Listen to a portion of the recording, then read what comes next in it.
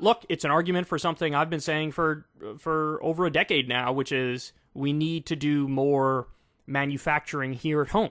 Not everything I tweet is brilliant, or for that matter, even coherent. I blame autocorrect. In fact, most of what I tweet is just off-the-cuff nonsense that really shouldn't be taken seriously by anybody. By the way, I would love it if you followed me. @ScubaMySteve is my handle. Once in a while, though, I do get things just right. Like, a little over a year ago, I tweeted out, in reference to the online commentariat, last month it was inflation isn't happening. Now it's, sure, inflation is happening, but it's not because of pumping tons of money into the economy. A month from now, it will be, inflation is the result of free market capitalism that the rich set up. This is more or less how the narrative has shifted among certain online pundits. My friend Kirk Wilcox captured video of this evolution on Breaking Points. I'll link his video in the description box below. But for now, I'll just be borrowing the clips that he grabbed. First, there was denial. Inflation really isn't happening. But look, they have to recognize their doom and gloom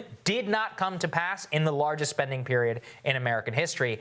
Somebody's got to reconcile that if you're one of those people who's been screaming about it from day one. Yeah. So I think this is a very important data point. And by the way, reconcile it in real time. Right. While people are hurting and we still need a massive fiscal response, like take inflation off of your list of concerns. We're okay there for the moment. At least for the time being. Yes. Okay. Then there was inflation is happening, but it's just transitory, as we're just adjusting to life after the pandemic. Because we live in a crazy economy right now. Everything is reopening. Everything is in flux. Call me in 6 months if the inflation is really there. The biggest thing that you need to know, if you take one thing away from this segment, is essentially that prices are where they would have been exactly. if we didn't just live through like the most hellacious year of all time. So if you just had a normal trajectory of the economy, you would basically be where we are now. So that's why when you see the numbers jump, you got to take that into account. We're just getting back to where we should have rightfully been. Right. Then we got the scapegoating. It's because of monopolization,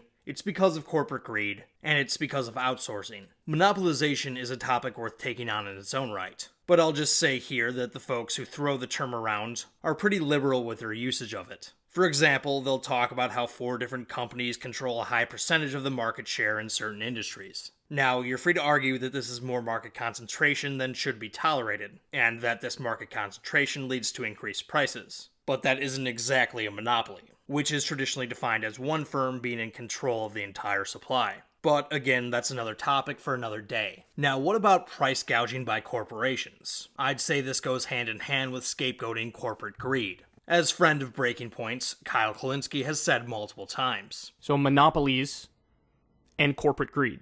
The problem with blaming corporate greed is that corporations are always greedy. Corporate greed is constant. It's not like it just became a thing a year and a half ago. Given that inflation differs in certain sectors of the economy, this would also imply that corporate greed is a bigger problem in some parts of the economy than others. And if we're to follow this argument to its logical end, does this mean that when inflation goes down, that corporate greed has gone down with it? Somehow I doubt the usual suspects would say this. My favorite parody of this argument is this graph, showing the corporate greed cycle. Corporations are greedy because people are greedy. It's human nature. They will always try and get you to pay the most amount of money possible for their good or service. There must be some underlying reasons why they're able to get away with it now, or that they have to charge more now. Those reasons are the actual explanations for inflation. What about the supply chains argument? Well, this one certainly does have merit. During the pandemic, global supply chains were greatly interrupted, and this has contributed to increases in the cost of goods. So what should we do about this? I think the supply chain is one of the biggest issues here.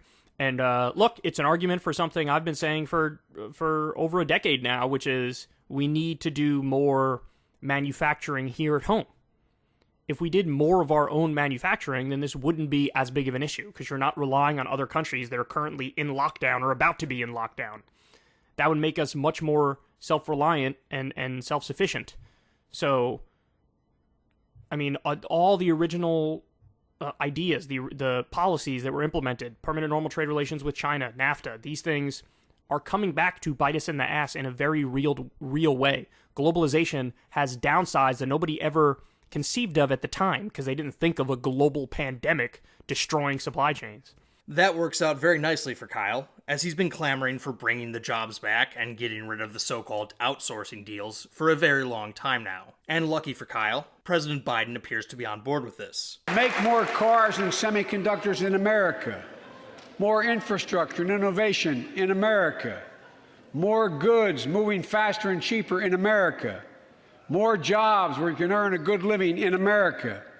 Instead of relying on foreign supply chains, let's make it in America. Is there merit to this, though? Would reshoring supply chains, such that we make significantly more things within the borders of the United States, actually decrease the costs of goods and services for your average American? Well, let's remember that the whole reason corporations embraced these global supply chains is because they reduced cost. Even their critics grant this, like when they lament how we buy cheap plastic crap from China. Of course, they think that the trade-offs for this have not been worth it. And while it's true that certain Americans have had their jobs displaced, it's far from true that all we've gotten by increasing trade with other nations is cheap plastic crap. As a recent Congressional Research Service report summarized, while some workers and producers have experienced a disproportionate share of the short-term adjustment costs, for example, through increased global competition or job losses associated with the growth of global value chains, the net payoff to the United States and the global economy from a global value chain participation is estimated to be substantial. For example, stronger linkages in the global economy force U.S. industries and firms to focus on areas in which they have a comparative advantage, provide them with export and import opportunities, enable them to realize economies of scale, and encourage knowledge sharing and innovation.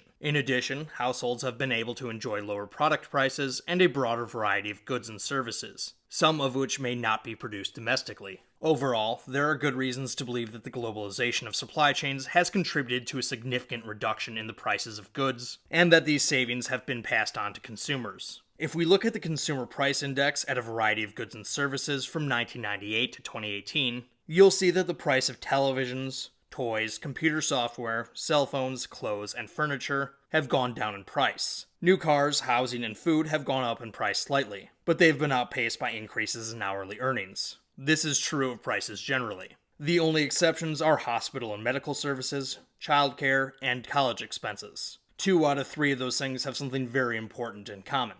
But that's another topic for another day. Again, this is all based on the Consumer Price Index, so it factors in the quality of goods as well as their sticker price. So yeah, it's not just cheap plastic crap. The reason why global supply chains help decrease the price of most goods is because they increase productivity. According to a study published in late 2021 by the Proceedings of the National Academy of Sciences, productivity increases along each stage of the supply chain. Longer production chains for an industry bias it towards faster price reduction, and longer production chains for a country bias it towards faster growth. Another study conducted by the Center for Economic Policy Research found that global supply chains help fight inflation in the economy overall, not just in the goods they directly produce. According to the study, greater participation in the global value chains has placed downward pressure on inflation. The results vary by country, but according to the author's estimates, global supply chains brought overall prices down in the United States over 0.2 percentage points. Of course, these studies account for the economy over the course of decades. Obviously, the COVID-19 pandemic has changed things significantly. Are these changes permanent?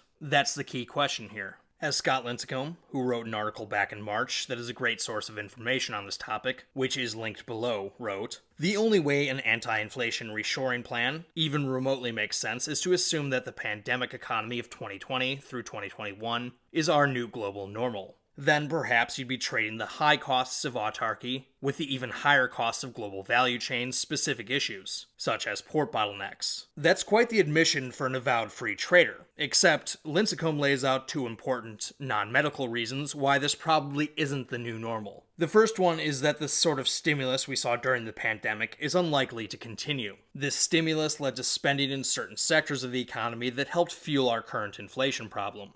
As Lincecum wrote, one of the big factors driving our current inflationary moment is that the unprecedented amount of monetary and fiscal stimulus implemented after COVID-19 hit was channeled into durable goods like cars and furniture, putting massive pressure on the global supply chains and related infrastructure upon which those goods rely. The checks the government sent out increased demand for these durable goods, but the producers of these goods did not, or could not, produce more in response to the rise in demand, for similar pandemic-related reasons. Lockdowns, worker shortages, their own supply chain issues, etc. When demand outpaces supply, you get rising prices. Lockdowns also reduced the availability of services, which led to consumers channeling much of the money they would have spent eating out or going to the movies into durable goods. As the economy continues to open up, demand will likely balance itself out, reducing some of the stress on supply chains. The second reason Lincecum offers is that supply chains are adjusting to meet changes in demand and world politics. As Lincecum wrote, these changes include adding capacity here and abroad, rethinking standard logistics models, and embracing new technologies for producers, shippers, retailers, and consumers to better address supply chain hiccups. As a result of those moves and the aforementioned changes in demand, plus some limited deregulatory action, supply chain stresses, while still very much real, are starting to show signs of easing. In February, for example, the World Trade Organization reported that the backlog at American ports has been improving, and the New York Fed's Global Supply Chain Pressure Index notched its second monthly decline after peaking late last year. Making money is a very powerful incentive. It's the main incentive behind the structuring of our global supply chains in the first place. Given that there's more money to be made now, producers of goods, logistics companies, manufacturers, etc., have every reason to figure out the problem of getting things from point A to point B all by themselves, involving the government in the equation to get them to do more of this, if not all of this, within the borders of the United States, would not only create a host of bad political incentives, there's every reason to believe that it would make things much more expensive in the long run. Given that global value chains have reduced prices in the past, there are good reasons to believe it will continue to do so going forward. According to a study conducted by the Organization for Economic Cooperation and Development, interconnected economies, that is, economies that have embraced global value chains, will likely outcompete localized economies, that is, economies that have embraced tariffs and relocation incentives, in the coming years. The authors wrote that the shift to the localized regime is estimated to decrease global real GDP by more than 5% relative to the interconnected regime. Reductions in economic activity are significant across all regions and countries, and in some of them the percentage cuts reach double digits. This underscores the gain in output and jobs around the world from international specialization that have been realized over the past decades, including through reductions in barriers to trade. Nations that embrace commerce with people across borders are more efficient, and this efficiency leads to lower prices. Not to mention the added economic benefits of less expensive imports and increased exports. I could also talk about how, yes, while it's true that we were short some important materials, most notably PPE, when the pandemic started, this isn't a good justification for reshoring either. I've done that several times before, and probably will do it again at some point, but not today. I'll just say for now that there are better solutions to these emergencies than reshoring supply chains for what we deem essential. Keeping strategic reserves comes to mind. As the pandemic has shown us, it doesn't take too long for supply chains to adapt to demand, as far as I can tell, we have enough PPE to meet our current needs. I should also note that making things in-house does not necessarily prevent shortages. Bear in mind that prior to the current baby formula shortage, 98% of baby formula consumed in the United States was produced in the United States. As that whole thing has shown us, disruptions in the supply chains can happen domestically as well. I would argue that global supply chains allow markets to react more quickly to disruptions than localized ones. But again, that's another topic for another day. Our boy Kyle has been on the warpath against global capitalism as long as I've been watching him. For the most part, I think his errors are based on a zero-sum view of economics. This one, though, is a bit different. Kyle initially thought that printing money was one of the causes of inflation. Then he shopped around and got an explanation he liked. The idea that the government spending is the problem and is leading to inflation, I don't buy at all. I think that's totally bogus. This is the standard right-wing economics idea, which is a very pervasive idea. I know because I used to believe it until I read more about why we were facing inflation. And it turns out that idea is just wrong. After he heard the supply chain reason, which again has merit to it, he went back to his classic solution for that problem, which, as hopefully I've demonstrated here, is not a realistic solution.